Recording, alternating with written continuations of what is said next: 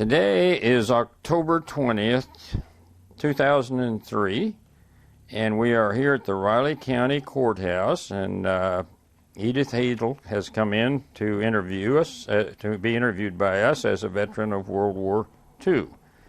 Where do you currently reside, Edith? 1026 McCollum. Here in Manhattan? In Manhattan. Okay. Now, next to the university. Uh-huh. Now tell us where you were born and raised and your early education. I was born in Halstead, Kansas. Grew up actually mostly in Wichita or near Wichita.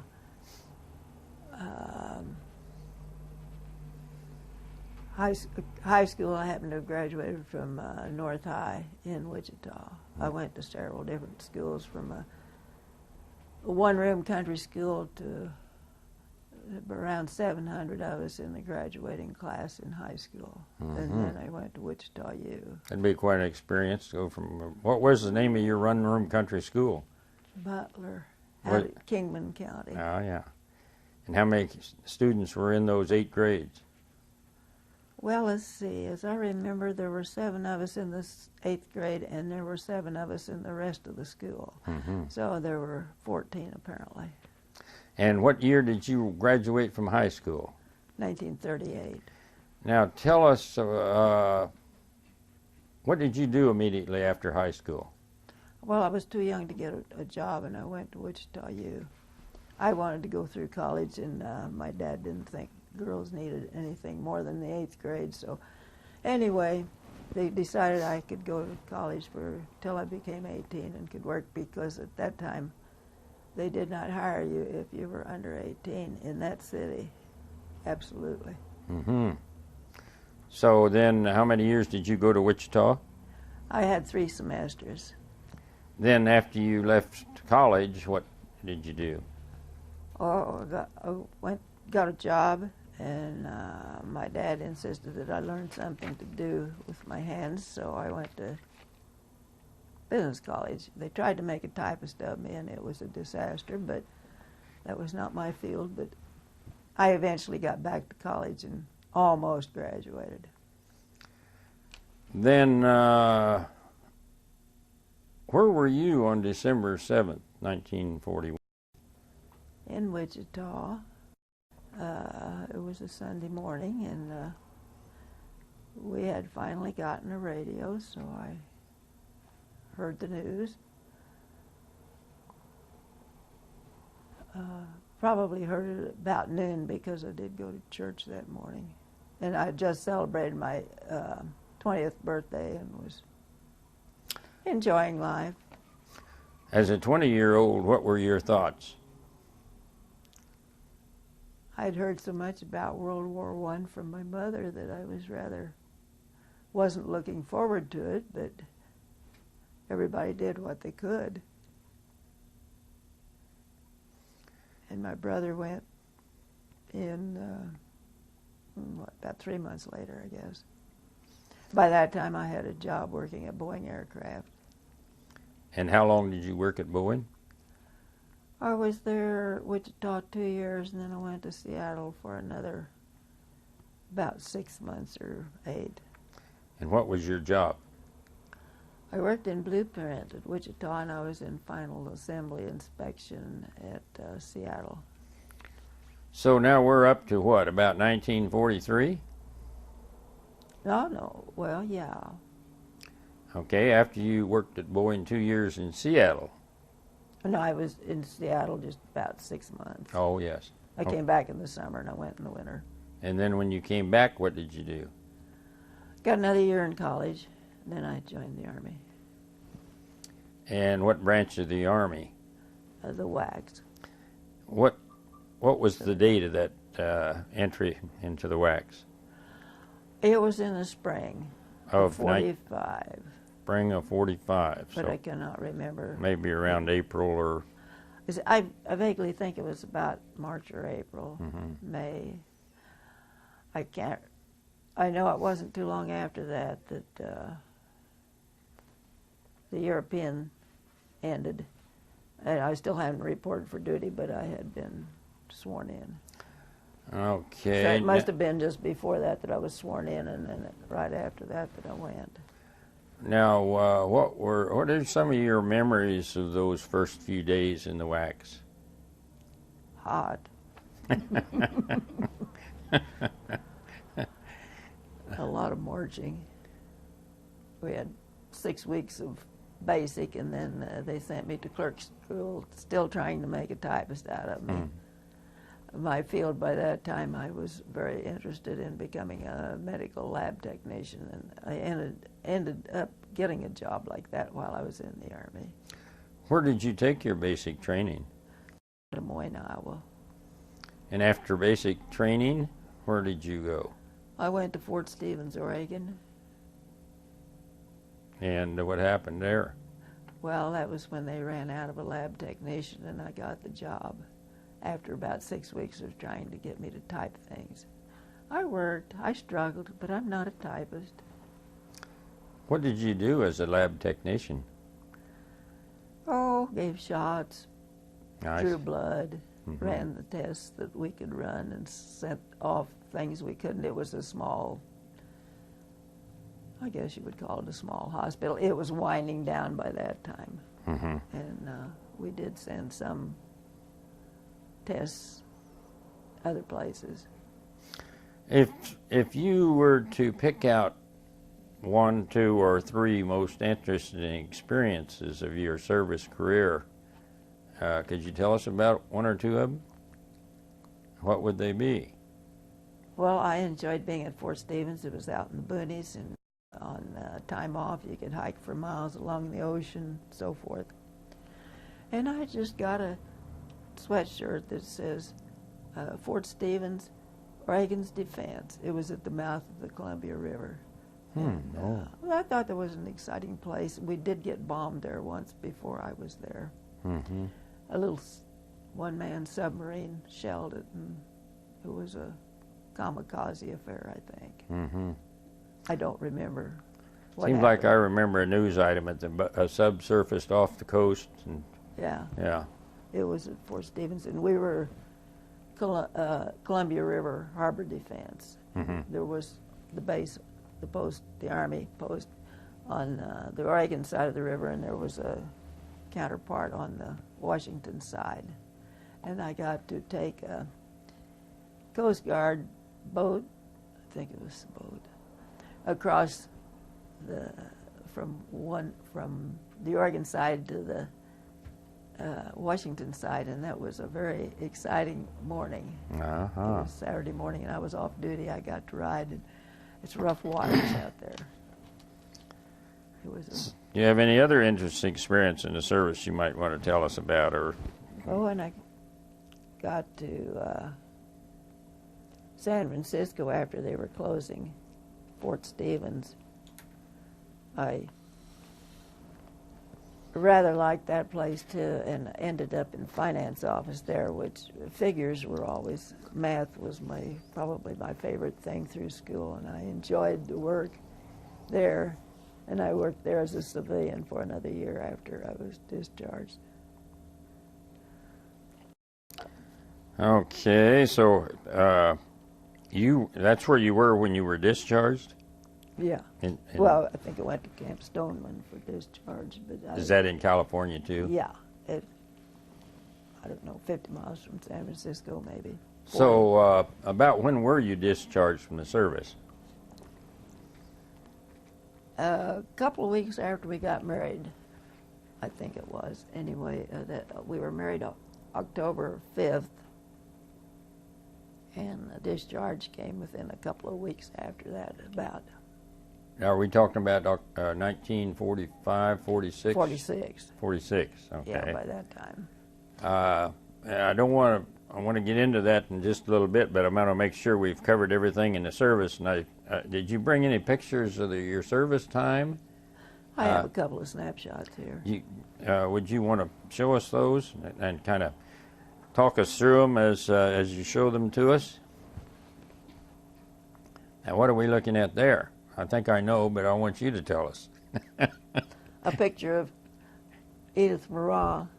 I don't know what rank I was there anyway. In the Army, I was on leave and was in Upland, California, I think, somewhere. And well, I was visiting there, and we were, I don't remember where this is.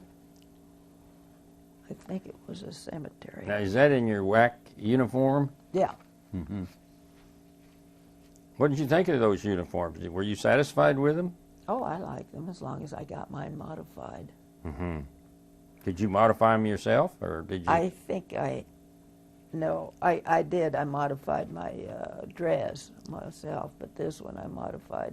I had it done. That was when it was legal to have Eisenhower jackets.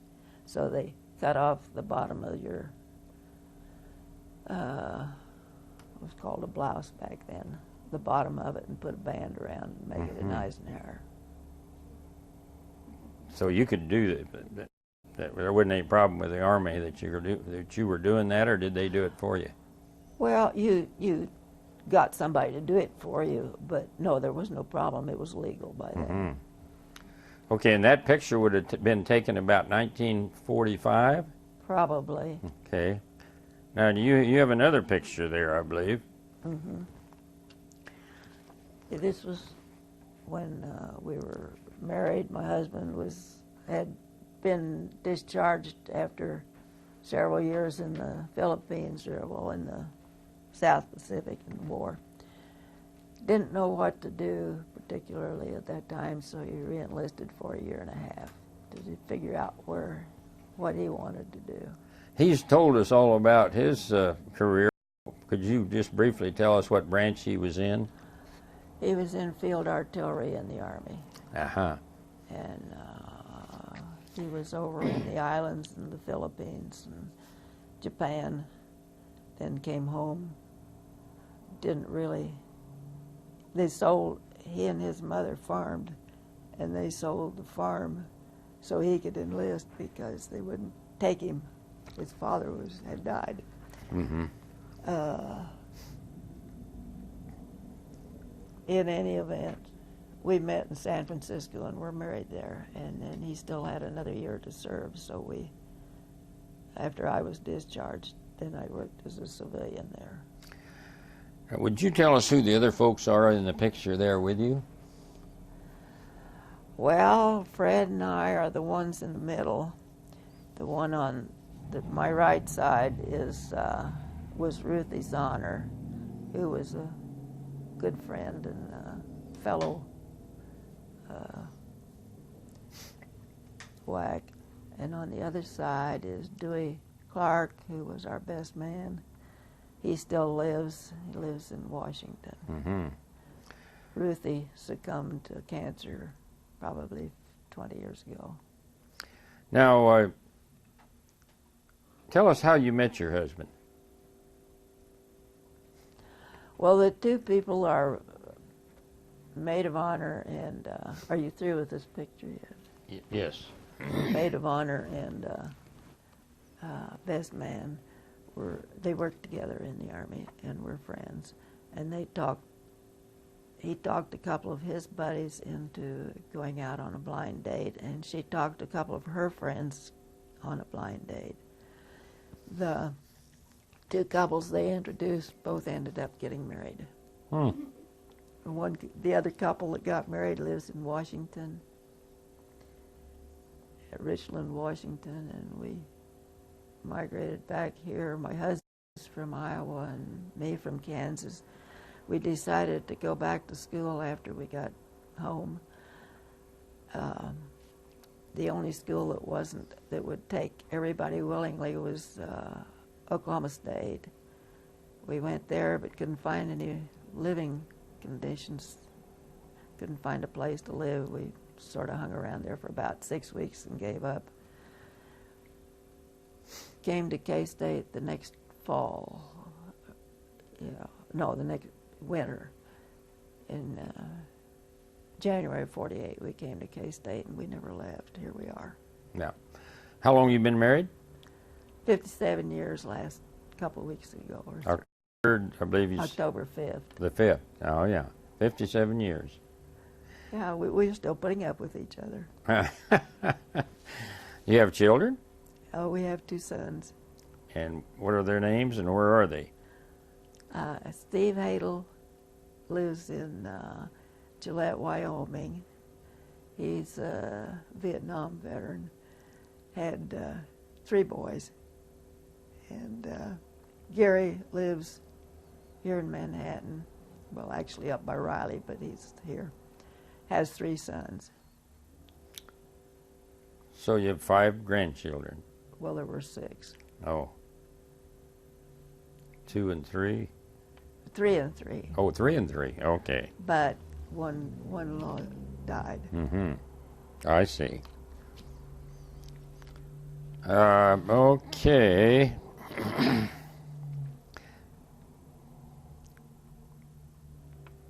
Is there anything else that you might like to tell us about your service experience that I haven't asked you about?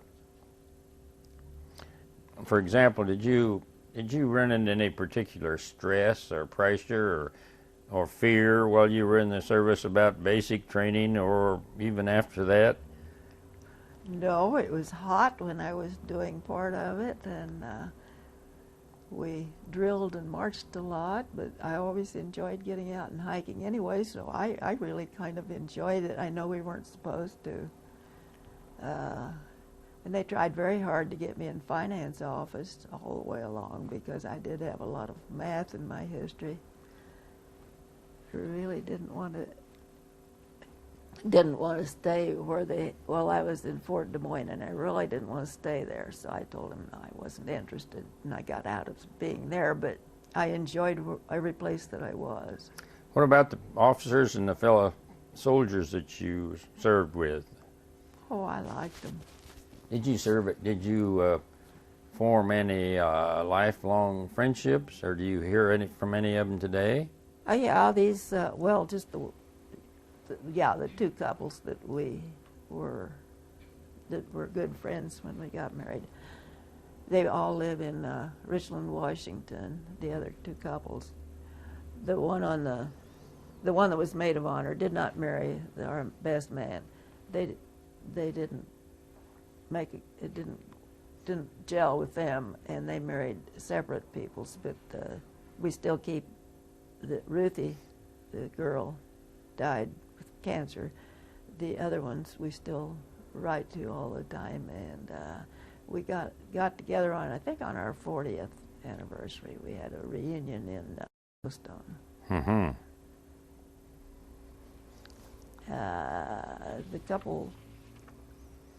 The one couple had rather poor luck on children. They had 4 and 1 lives.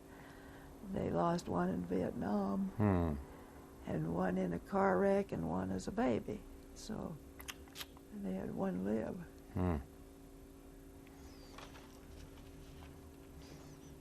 Okay, now then you were discharged in, was it what? 46. The war ended, in the fall of 45, and then everybody was coming home and getting out, and I still didn't have enough time to get out, and I was still there. My husband got back in for a year and a half. Was he gone most of that time over in the Philippines, or? Well, during World War II, during the war, yes, he enlisted finally after they sold their farm, took basic and went directly overseas, and didn't come back until, I think, January 46. And then, but I mean, after you were married, he served. He was just there at Presidio. Oh, I see. Okay. In San Francisco, where we were. And what did you do during this time? Were you working there at the base? Is that the way I understand it? Yeah, I was in the service until I got the discharge. Then I went back to the finance office and continued another year until he was discharged. Would you have similar jobs both times? Was the pay about the same, or? Oh, the pay was considerably better as a civilian. Oh, yeah. Because I think it was still $90 a month for T5s and those ranks. So you were a T5. Was that what your rank was at the time of your discharge? Now, I should ask you, too, I should have asked you earlier about your name, rank, and serial number. at the time of your discharge? Okay. Well, it was still Edith K. Mieran on the discharge. Would you spell that last name? Mierau. Let's see. What else did you say? The rank? T5. You remember your serial number? A709720. I think that's Very good. imprinted forever. You'd be surprised at people that don't remember that, though. Really? Oh, yeah. I bet you remember yours. Oh, yeah, I remembered mine, but I think it's imprinted forever, too. I know it is with Fred. He'll rattle it off very fast. Mm-hmm. We can't remember a lot of other things, but we remember those unnecessary things. Yep. Did you take advantage of the GI Bill then? Mm-hmm. How many years did you take advantage of that? Well, I got a year and a summer school in. Then we had a baby. Our first son was born. And we still had it planned where we could change off on babysitting and go to classes, have our schedules arranged that way. Then he took the job at the Hort Farm, being the superintendent out there, while he wasn't through school yet.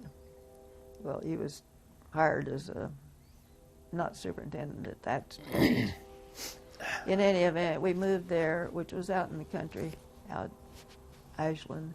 It wasn't practical anymore for me to go to school due to this, because he worked his hours, but he wasn't in school. Just for the record, what was the monthly stipend for GI Bill at that time? It was $90 a month for men, and if a woman was married, she got $55, I think it was. It was very unfair. Yeah. Nowadays, they finally grant the full amount to both people, whether they're married, single, or what. Yeah. We both could have had 90 if we hadn't married. So once you married, how much was it? Once the both of you are... Both of us in school? Yes. Well, I think mine was 55. I know his was 90. That was even while you were married? Well, that was I was thinking it went in up a little bit. Well, my wife... Are you talking about civilian or... No, I'm talking Army? about what the stipend you received on the GI Bill. Since you were a veteran, though, it would have been a little different than what I had. My wife, of course, wasn't a veteran. I think we got 105 after we got married. I was 90. How long ago was this? What year? Well, same year you're talking about, 1946, 47, 48.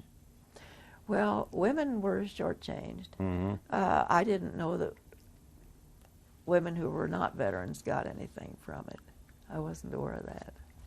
Well, I'm not. I don't know how that worked, but I think my stipend went from 90 to 105 after we were married. Okay. Well, she got a whole $15. Yeah.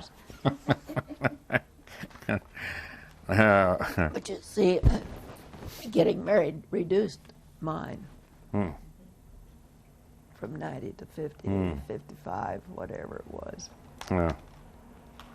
How do you feel about the time you spent in? I wouldn't have missed it for the world. I'm glad I went. My mother kept trying to talk against it, which is why I stalled so long. But when I enlisted, we thought the war would go on forever. Mm-hmm. It seemed that way. So you felt it was sort of an education and a real experience for you in your lifetime? Yeah, I liked it. Of course, I've liked about everything I've done. Mm-hmm. I wasn't real wild about the KP jobs and things, but most of it was great. Have you written about, or did you have a diary about any of your experiences have you written about it since then for your family or anything? No, and by the time we had a family old enough to pay attention to such things, I don't think they were too interested. Mm-hmm. I'll bet they'll be interested in listening to this interview. What do you bet? I don't know. We have, as I said, we have one son that's a Vietnam veteran, and we've never heard anything about what he did either. He says, well, the only thing exciting happened while I was there was my Jeep was blown up one night, but I was in it. And he said, I don't think you wanted to hear about that, so he never wrote but a third of a page every couple of months to tell us, well, he's still there. Mm-hmm. He was over a year and a half. Now, did your military experience influence your thinking about war or the military in general?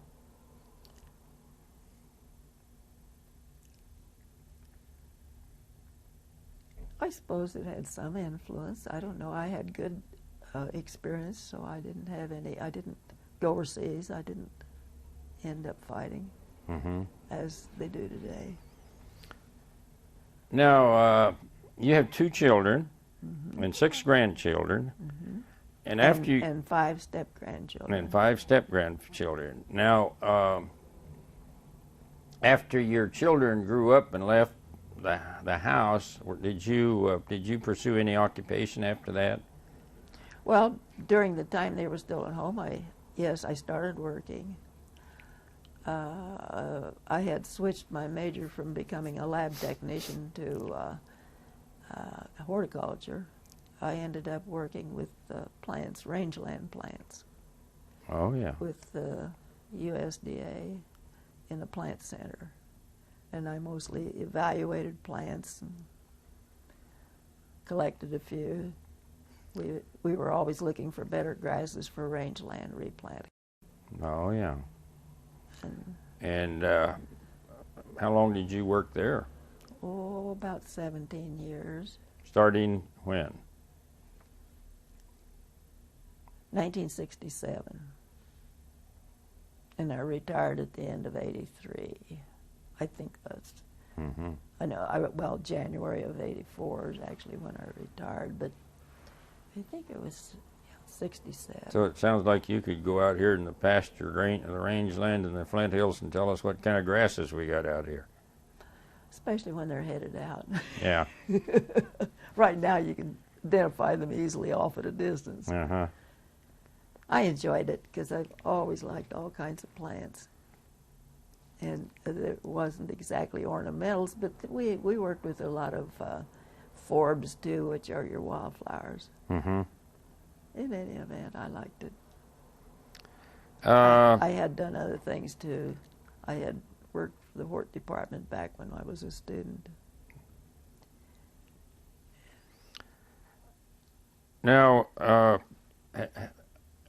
going back to your service for a minute, have you revisited any of these bases or camps that you took basic training in or worked at or served time? We got back to San Francisco once, a few years ago. But we were on a tour, and they never did take us down through the fort, which I had hoped they would. I asked for it, but they stopped on a high hill and said, you can look down there. Fort Stevens, I would love to go back to. It's a state park now. And our son was out there. One of his sons moved to Portland, Oregon, and while they were there getting moved, they took a day and went out to where the old fort was, and they brought me back a sweatshirt that says Fort Stevens, Oregon's Defense. I would have enjoyed seeing it too, but it was not possible. Yes, that would be an interesting trip.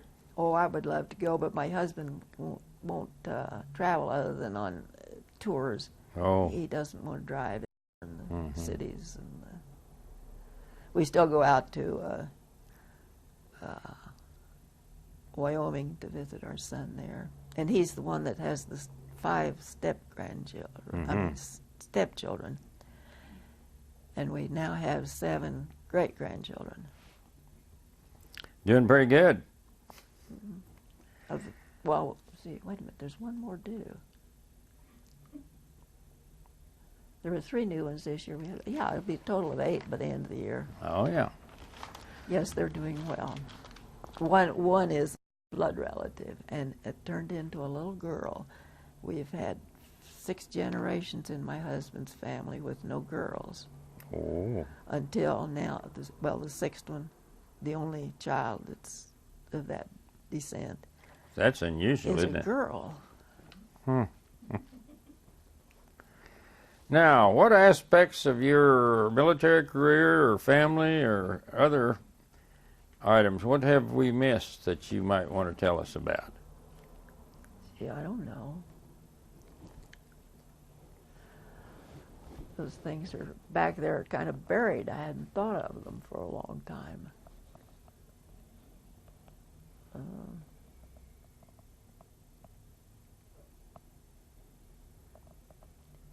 I guess, in general, I'm glad I did all the things I've done. And I've enjoyed them, and I've certainly met a lot of interesting people through the years. Well, I think that's wonderful that you have that outlook. And Do you mean there are other people that don't? well, yeah, there are a few. Okay. They don't have quite the positive outlook that you do. I've run into one or two anyway. Well, But life- excuse me, go ahead. I was going to say life has been fine. You wouldn't change a thing. I would have skipped the arthritis, I suppose. Nah. I have a few repaired and replaced joints and things like that, but that's all physical. Well, if you have no other comments that you might want to make for the record, why, I'm thinking. okay.